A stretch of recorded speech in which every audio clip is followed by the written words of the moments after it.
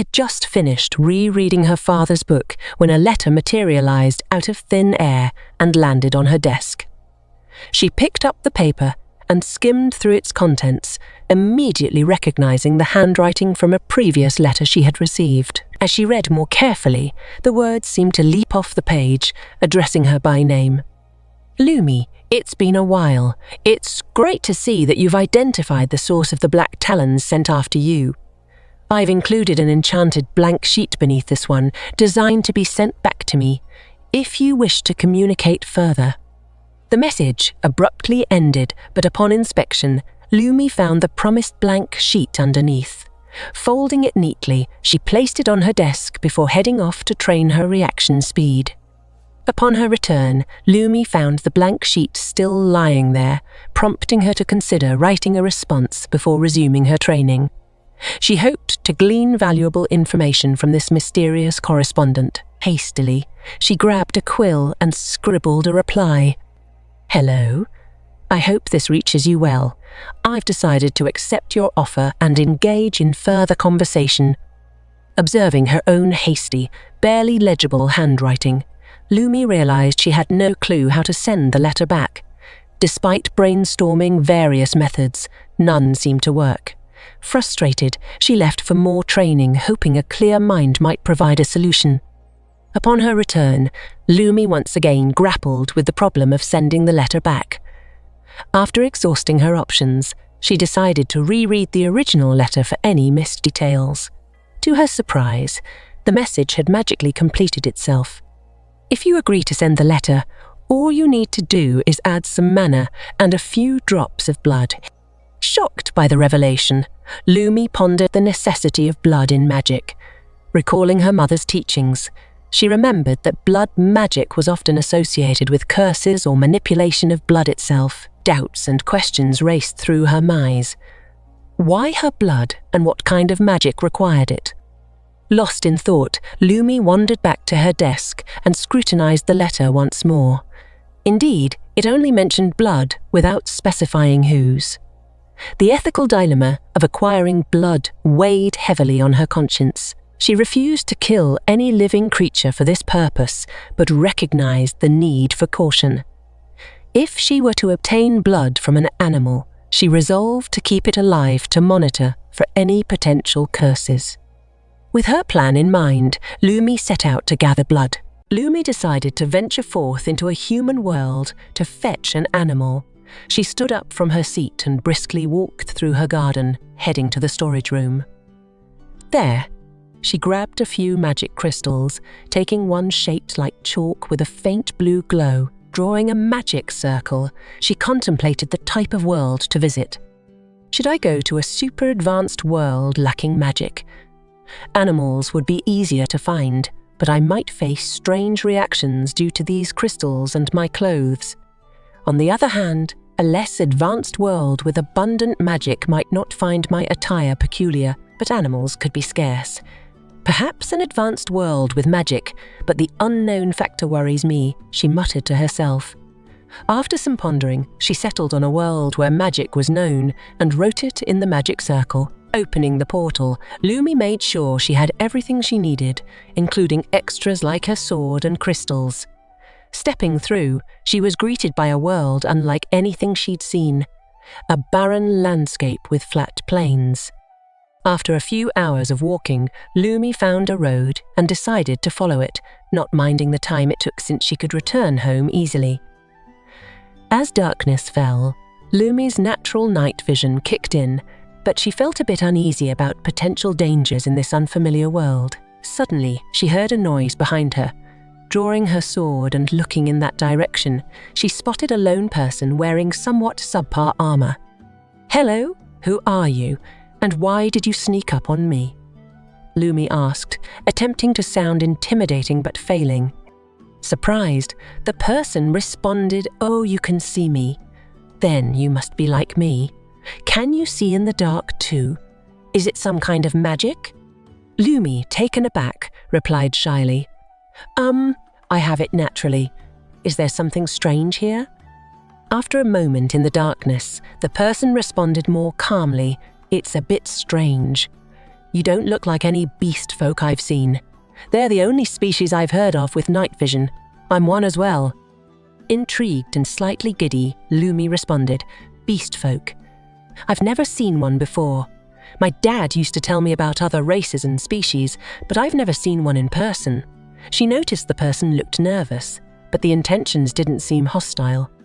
Instinctively, Lumi tightened her grip on the sword's handle, and after a moment of tense silence, the person spoke again, nervousness evident in their voice. "When it becomes lighter, maybe I can show you how I look. But at night like this, it's super dangerous, so I'd rather not take off my armor. My name is Ajax. What's yours?" "My name is Lumi," she replied quickly and coldly, a sense of impending danger lingering. She noticed Ajax tensing up, and after a few moments, she heard footsteps behind her. Before she could turn around, fear seized her, reminiscent of her defeat against the Black Talons. Her body froze, and she sensed Ajax charging past her. Unable to witness his actions, she heard a loud thud, growls, and something unsettlingly big hitting the ground. Overcoming her paralysis, Lumi turned around to face a massive beast-like creature, resembling a bear, now sprawled on the ground, either unconscious or dead. Ajax, wounded with a massive cut across their stomach, caught Lumi's attention. She hurried to his side, attempting to cast healing magic, but her body refused to gather any mana. With no time to create a magic circle, Lumi persisted, Ajax assuring her, "It's okay, I'll be all right." Lumi knew he was lying, but suddenly the healing spell activated. Astonished, she couldn't believe her body had mana after all. The wound closed just enough to no longer be fatal. However, as Lumi cast the spell, she noticed her nose bleeding. Becoming lightheaded, she collapsed, unconscious. Lumi opened her eyes, uncertain of her surroundings. Slowly turning on her feet, she observed a dazzling light. That is far too bright to be the sun, she thought. A figure approached from the light, intermittently disappearing and reappearing closer. Lumi's body tensed, and despite her efforts to run, her legs seemed sluggish. The figure, now within arm's reach, halted her escape. Turning to face it, she noticed it resembled a shadow.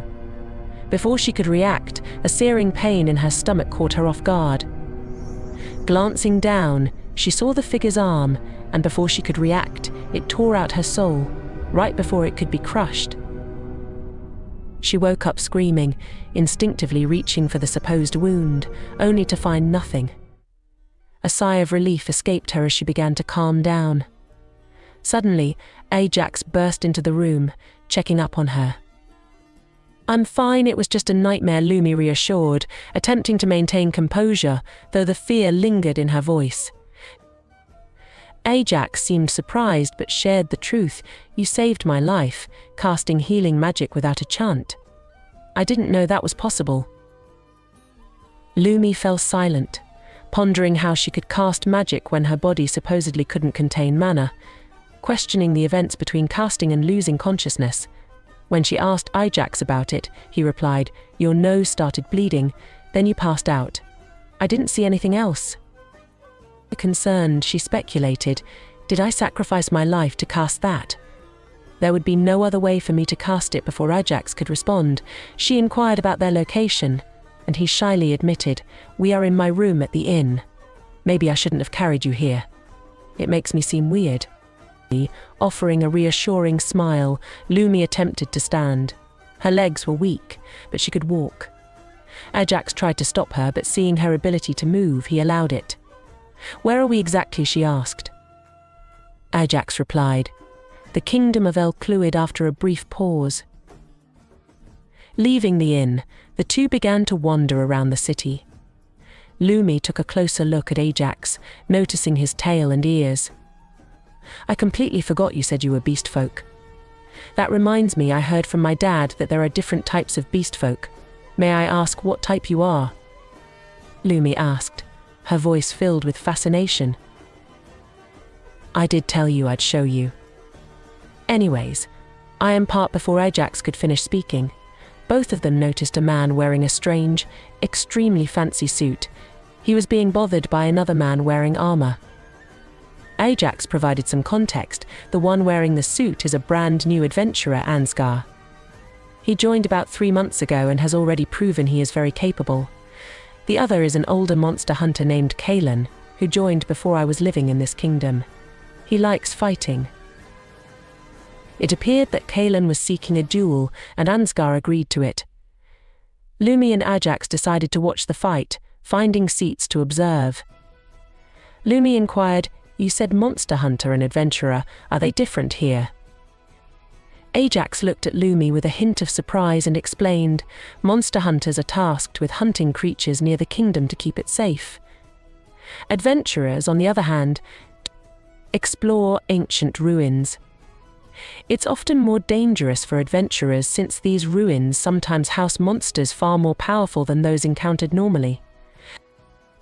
As Ajax finished speaking, the combatants prepared to fight.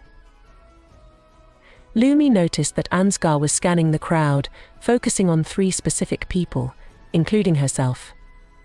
After this glance, Ansgar turned his attention back to Kalen, drew his sword, and at that moment, Lumi's vision blurred.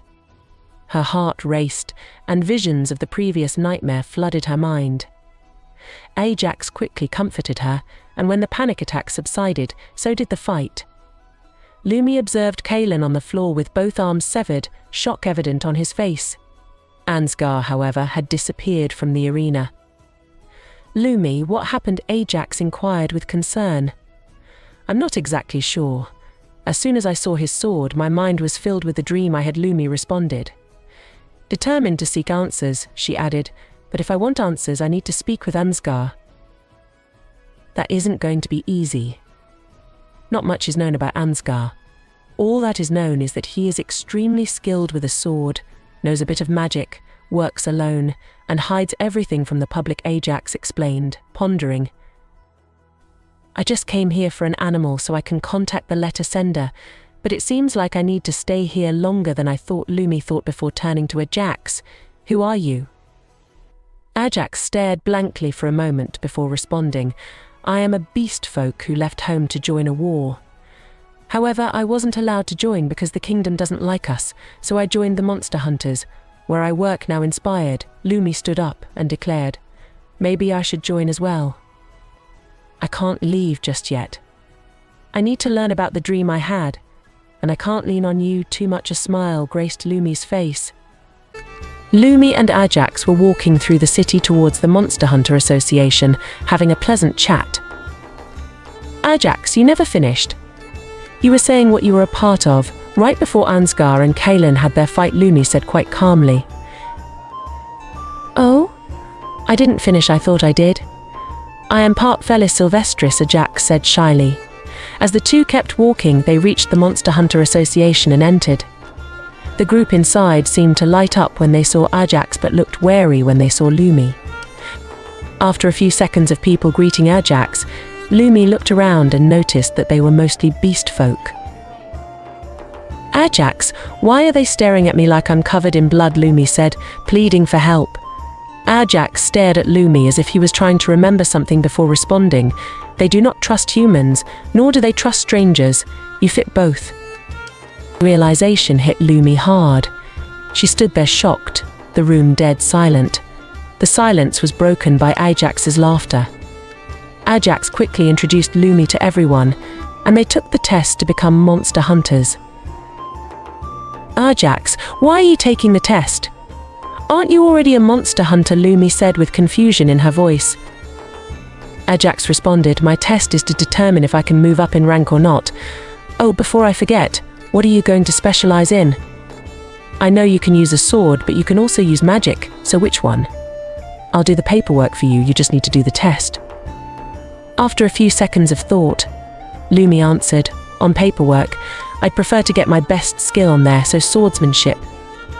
But I'd rather use magic in the field, so that I can practice it more." Ajax responded, "I see, all right. I'll do it. See you after the training."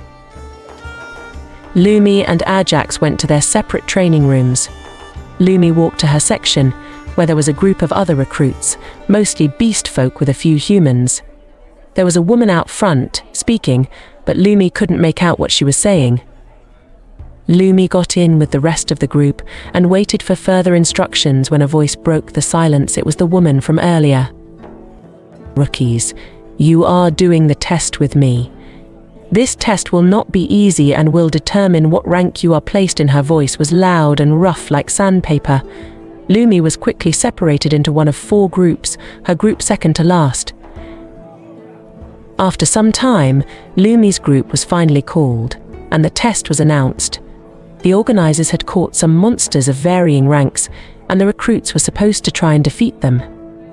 They had the choice of fighting the monsters or stopping the test, in which case a high-ranking monster hunter would ensure they didn't die. Lumi was contemplating a battle plan. She didn't know how strong the monsters in this world were, but she believed the test wasn't purely combat-based, it also assessed how one handled themselves. She knew she'd get good points if she could focus, but she was unsure about winning multiple fights. Being third from last in her group, Lumi had ample time to prepare. As time passed, her group dwindled, with some leaving the building with joy and hope, while others were sobbing messes with tears. Soon it was Lumi's turn. Facing a low-ranked monster that resembled a wolf with larger back legs, she held her sword, waiting for it to make the first move. After a few seconds, it lunged at her, but Lumi dodged and struck its back with her sword. The sword cut through the wolf effortlessly, revealing its exceptional quality, created by both her parents. After discovering her sword's capabilities, Lumi advanced through the ranks until reaching the middle ranks, where she decided to leave the test. She thought it would be strange for a new recruit to progress so quickly, attracting too much attention, similar to what happened with Ansgar. Lumi and Ajax reunited after the tests, with Ajax advancing a rank as well, now 2 ranks above Lumi. They walked to a nearby forest to start their day, needing money. After a lengthy walk, they found themselves in a clearing with a big hill and a massive tree. Lumi and Ajax dealt with the lurking monsters before lying down by the tree. "We should take a break here," Ajax said with a yawn. "Should I take the first watch?" Lumi asked, reaching for her sword. "No need. We are next to the oakish elderwood tree. It repels monsters." "No one is sure how," though Ajax replied, almost asleep. "Ajax, if we want to find Ansgar, we need to figure out the people he was looking at before his duel." He looked at 3 people from the crowd, and I was one of them. "We should find out who the other 2 are," Lumi said loudly to make sure Ajax heard her. "One of them was a man named Uriel. I'm not sure about the other. But you should also get some Slail." Before Ajax could finish, he had passed out. Lumi lay down next to the tree, about 3 meters from Ajax, drifting to sleep. Meanwhile, Abraxas was in a camp filled with gods, distributing high-quality weapons. These weren't high-ranking gods. It seemed Abraxas was coercing them to attack. EGS.